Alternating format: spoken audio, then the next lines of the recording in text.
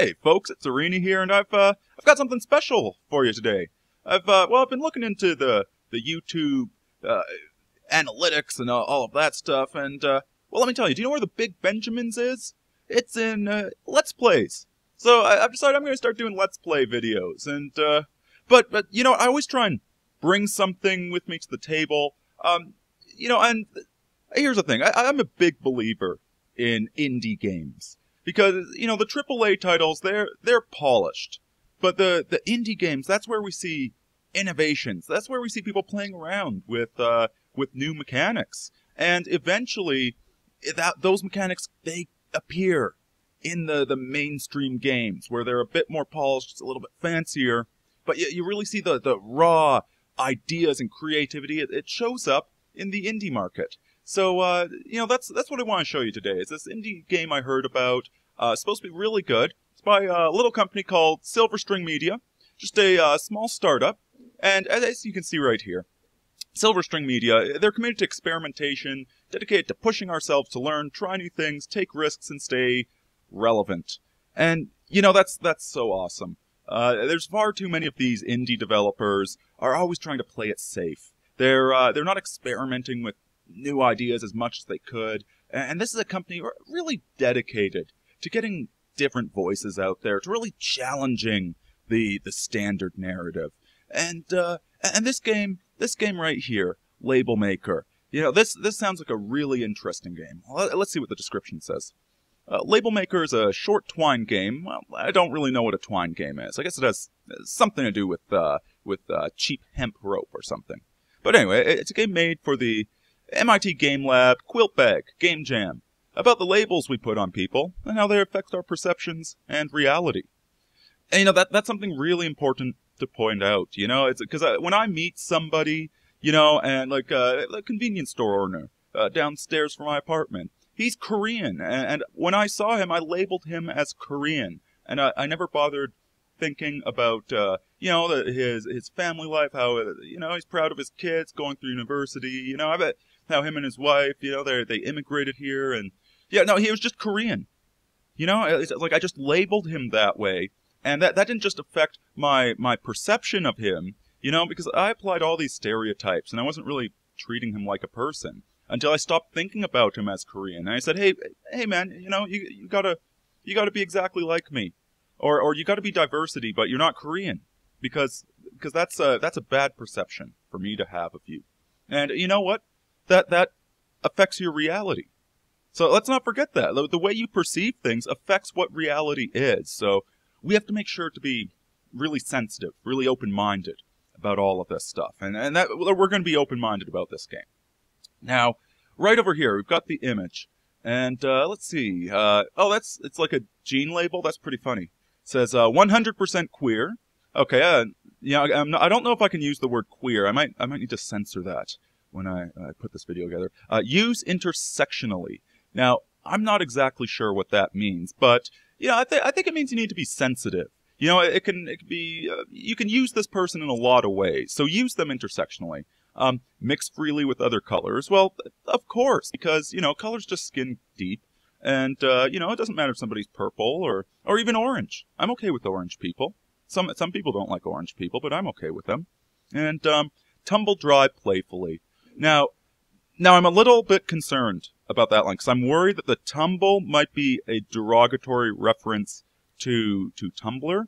I'm sure it's not meant that way, you know, because, like, listen, the Tumblrettes, they can be playful. They can definitely be playful, and some of them have dry humor, but, yeah, you should really be cautious when you talk about them, because they are sensitive souls. You know, these are people that don't fit our standard labels. So maybe that's the point they're trying to get at, but you should be sensitive when you use that word. Anyway, let's launch into this. So play for free. Let's see. So this game was made in 12 hours. So we got to be a little bit sensitive to the fact that you know, the graphics aren't really going to be all there. It's the idea, the game mechanics are what we're really looking for here. So yeah, it's not a polished AAA. This is an indie game made in 12 hours. So thank you, Silverstring Media, for ensuring that we have these diverse voices, and let's start. Oh, please enter your name. Well, you know what? All right. I don't want to play myself. I'm a cis shit white male. My experience is pretty boring, pretty pointless. You know, it's like what have cis shit white males done that's really of note? Yeah, mostly we just beat our kids, so yell at our wives. That's it. So I'm not going to use my name. I think we are going to go for Dinglepuss. Yeah, Dinglepuss. That's a good name. That's a very diversity name. Yeah, I like that. So, okay, there we go. So here we go. You can hear muffled din of people talking on the other side of the door. Alex must have forgiving neighbors. You haven't been to this apartment before. You won't know anyone else here. Hopefully, there will be good company. You knock. After a moment, the door opens. You don't know the person who stands there. They have a glass of wine in hand, tousled short hair, and a lip ring. They smile at you. Hi, do you know Alex? You nod. Come on in. Well, I'm getting the sense that Dinglepuss, pretty soft-spoken person, probably really sensitive, really artistic, doesn't really respond, just nods. Now what's going on here? So, forgiving neighbors. If I click on that, annoyed neighbor. Oh, well, that changes the whole narrative. And if I click on it again, deaf neighbor. Okay, good. Alex has deaf neighbors. I feel a lot safer there. We can get up to some brouhaha if the neighbors are deaf. And hopefully there will be good company. Hopefully there will be alcohol. Well, just confirm there's alcohol in the next paragraph. So apparently Dinglepuss is a little bit of a lush. Pot. Well, I just can't approve of anything that's a controlled substance like that, but, games need to be creative.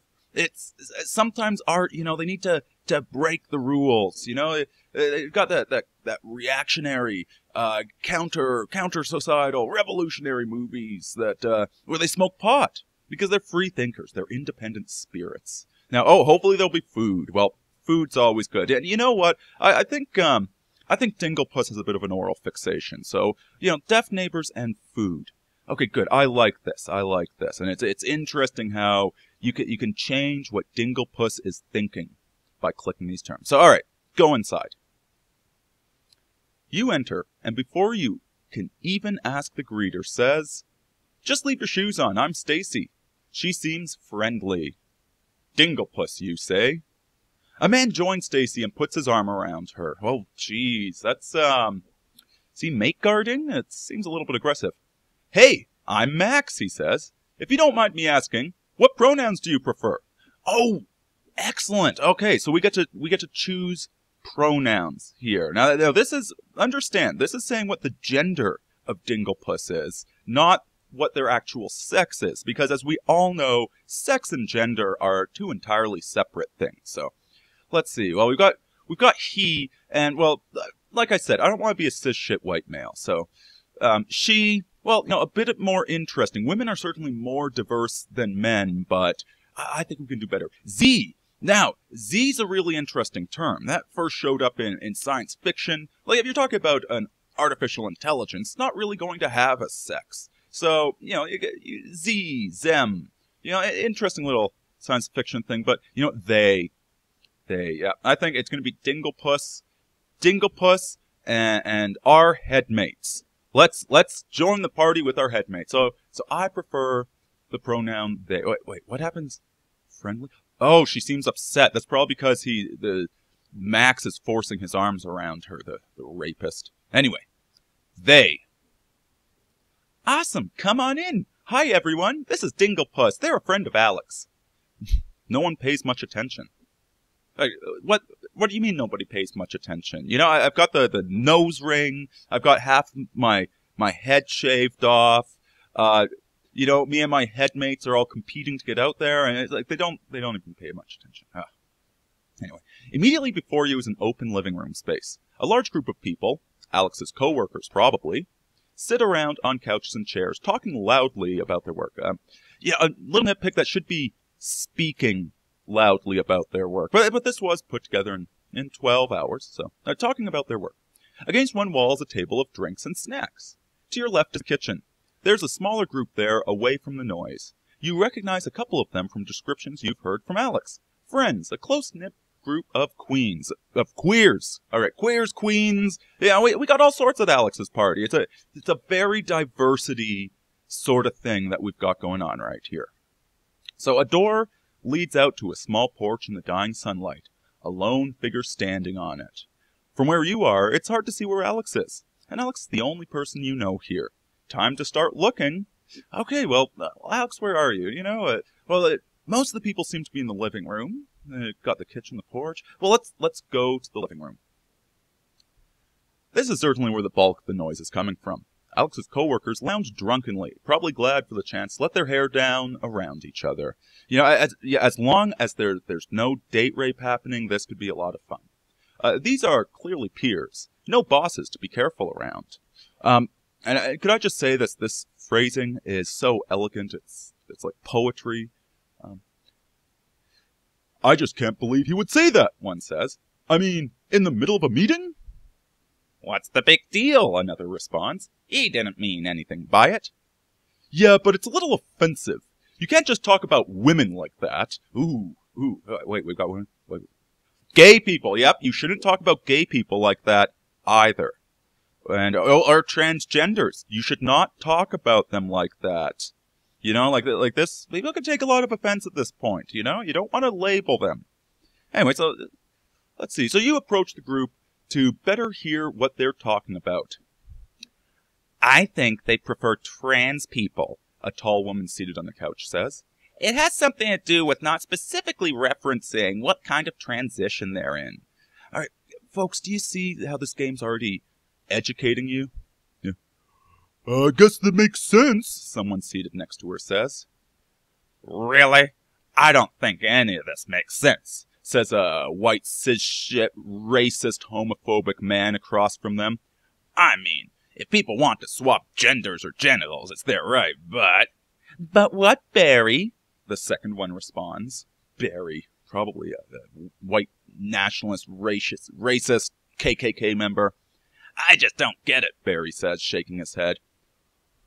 Well, do you get why calling a trans person a he/she is not okay? The tall woman fires back. Fucking hell, Kimberly. Oh, that's... Dude, you don't swear at women. That's transphobic. It was clearly a joke. It was offensive, Daryl. It wasn't necessary, and it certainly wasn't funny. Jesus, it's not that big of a deal, Daryl says. Daryl, please, you're obviously not diversity. You need to stop being such a hate speech. Anyway, surprising everyone, including yourself, you speak up. It is a big deal, joke or not. Besides, Alex was pretty clear in the invitation. This is supposed to be a safe space. Alex is an ally, and wouldn't be okay with this kind of talk. Show some respect. So, alright, he doesn't... What, maybe he's an enemy? No. Oh, Alex is a trans. Okay, what else? Alex is a lesbian. See, now, all of you patriarchal hate speeches out there, you thought, well, Alex is a boy's name. But you know what? Alex can be the name of a lesbian as well. So stop hating. Several people look shocked as the group turns to look at where the remark came from. Oh, Barry says quietly, we had no idea. You decide it's best to keep looking for Alex. Yeah, I think this doesn't feel like a safe space. Let's walk away. So we're back in the living room, and oh, look at this. So the first time around we had 3 options, right? Now we only have 2. This is one of the really interesting gameplay mechanics that you see is when your actions, without you even realizing it, affect the gameplay. For instance, the video game Five Nights at Freddy's, which is a very simple jump scare game about, you're checking the security cameras and these robot Chuck E. Cheese mannequins are going to come eat you, and you have to keep shut the doors anytime they come close. But what really makes this game wonderful is that your actions when you're checking the security screen, that affects what the robots are going to do. But it never tells you how exactly your actions are going to affect the robots. And so you're already pretty paranoid because of these robots coming to get you. And so your brain now is trying to figure out the patterns, trying to figure out how to predict this. And because you don't know the exact interaction between your actions and how that affects the robots, your brain is going to start seeing patterns that aren't there. which just makes you more paranoid and more jumpy. A brilliant gameplay process, and obviously label makers doing the same thing here. It's to help you understand what diversity really is. So we've already been living room. It takes away that option, because that's what happens to diversity people, is they're always having their options taken away by cis shit white males. So all right, let's well, I got the pitch. Well, let's go to the kitchen. Then the person on the porch probably wants some time alone. Let's go to the kitchen. The handful of people in here run the gamut of appearance, gender expressions, and orientations. Well, how do we? I guess we have third person omniscient, because like, how do we really know? You know, like, we don't want to label people. Just because like a man's dressed like a lady, it doesn't mean that he's gay. You know, so I have to assume this is a third-person omniscient narrator, because it would be irresponsible for a first-person narrator to assume that they know somebody's sexual orientation. If their coupling is any indication. Yeah, well, you know what? Maybe they're just cuddling. You know, maybe you shouldn't judge people based upon who they're making out with. Okay? Like, just because two dudes are making out, that does not mean they're gay. They might be otherkin. You know, they might actually be lesbians trapped in men's bodies. So, yeah, don't hate. All right, definitely a queer group of friends. I think we can all agree that this is a very queer group of friends.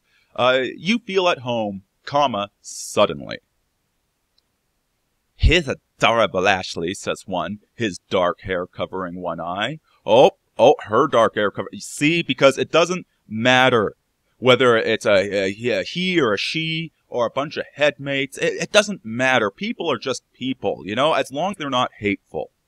He's the cutest trans gay boy, bi boy, trans boy I've ever met. A boy blushes. A girl blushes.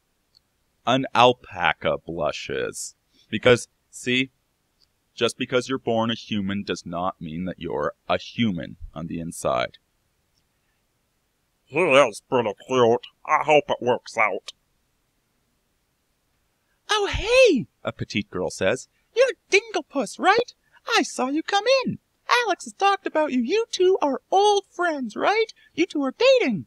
See, like when you transcend the patriarchal norms of committed relationships, you know, you can be old friends and you can be dating and you can date other people. Yeah, the world's your oyster. So, Dinglepuss, you nod. Nico was just talking about Ashley's new boyfriend. Oh, that's pretty patriarchal. His parents didn't know he's gay yet, though. Ashley says. Oh, okay. So that's all right. Ashley is clearly a boy. So, all right, she has a boyfriend. That's very transgressive. That's very rebellious. You know, this isn't a patriarchal girl being oppressed by a boyfriend. That would be bad. But this is a boy with a girl's name, because he's diversity. He or she, obviously. I don't know how they express their gender identity. Labels are for clothes, man, Nico says. Maybe it's not safe for him to come out, the petite girl says. It isn't always the best thing to do. No, I know. Just makes things potentially more complicated, but I'm here to support him. Aw, you're so adorable. Yeah, it's all men want to be adorable. But maybe Nico's the alpaca, I'm not sure. Sorry, the petite girl says to you. Don't mean to exclude you. Oh, you know what? It's so nice, because this is supposed to be inclusive. And so now Dinglepuss is ready to speak. It's okay. Just looking for Alex. And we're back. Okay, so that was a nice little jaunt. Now who's this lonely person on the porch? It's getting cool outside, but there's still some light in the sky. A smoker stands on the porch. Oh, a non-smoker, you know, because not everybody that goes out for a smoke is necessarily a smoker. You know, and that this non-smoker has a gently smoking cigarette in one hand, but that's okay. That's good. Oh, no. The cigar, the cigar's a little bit like a big penis. I find that offensive. There we go. Yeah, good. So a non-smoker stands on the porch, gently smoking a cigarette in one hand. A gently smoking, so the cigarette is smoking itself, you know? Yeah, because again, diversity. You can't tell a cigarette that it's an object that gets smoked. Some cigarettes smoke themselves. Hey, you know, like a Dinglepuss, we're coming out of our shell. So, hey. He looks at you and coughs violently. Hey, sorry, I don't usually do this. Have you seen Alex? You ask. He shakes his head. No, sorry, man. I feel guilty about the smoking thing. I keep thinking he must really be judging me right now. Alright, you know what? Judging, that's no good. If you're a non-smoker that likes to have cigarettes that smoke themselves, nobody should judge you. So, should we stay silent? But, you know what? So many people stay silent. It's like just, look at feminism. How many feminist charities are there supported by multi-million-dollar Hollywood celebrities? 2, maybe 3. It's up to us little people to speak up, because there isn't a giant industrial complex of quote-unquote charity supporting the diversity movement. So let's begin. It's they. Don't you judge my headmates. Oh, I'm sorry. I'm terrible at this. Now I'm even more embarrassed. It's okay, you say. Anyway, he seems quick to change the subject. Oh, seems uncomfortable.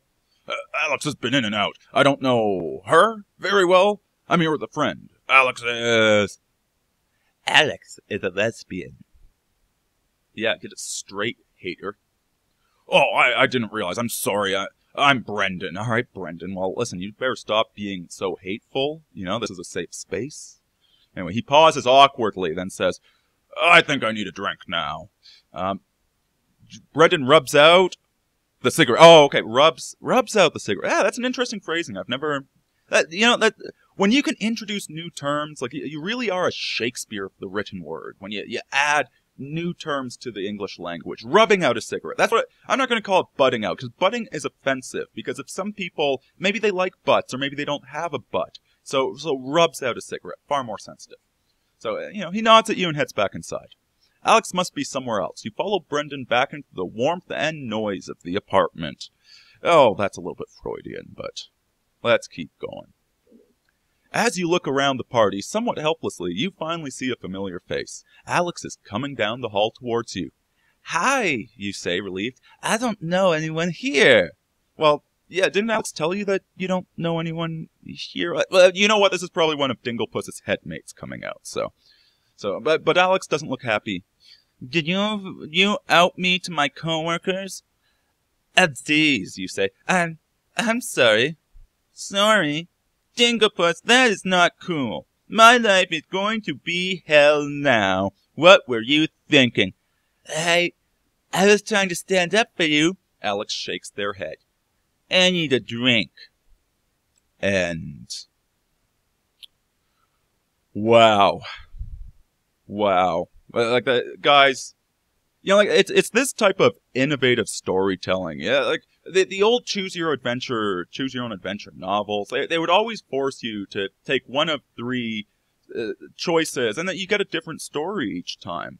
But this just fits into the white cis shit hate mail perspective. Like the false. I'm the captain of my soul, master of my fate. No. In a society based upon hate and patriarchy, things always end up in the same place. And you don't really have any choices if you're a diversity. If you're a diversity, you always get crushed. And you always out your non-cis, trans-normative friends, their co-workers.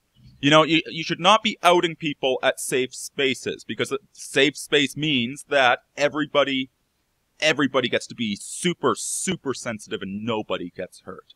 So, yeah, I hope you've learned a little something. I think we all have. This is obviously an educational game. And any of you game developers out there who watch this, well, try and pick up a thing or two from this game. Because I think, it's innovations like this which really drive the game industry forward.